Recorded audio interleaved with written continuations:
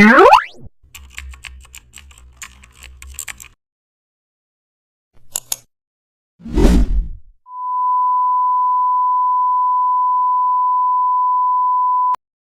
back to the channel and don't forget to like, share and subscribe for more updates.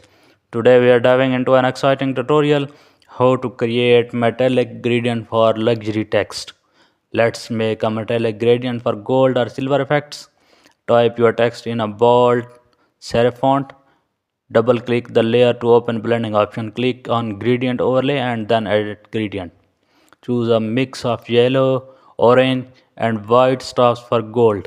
For silver, use grey, white and light blue tones. Set the style to linear and adjust the angle for light direction. Increase scale for smoother transitions.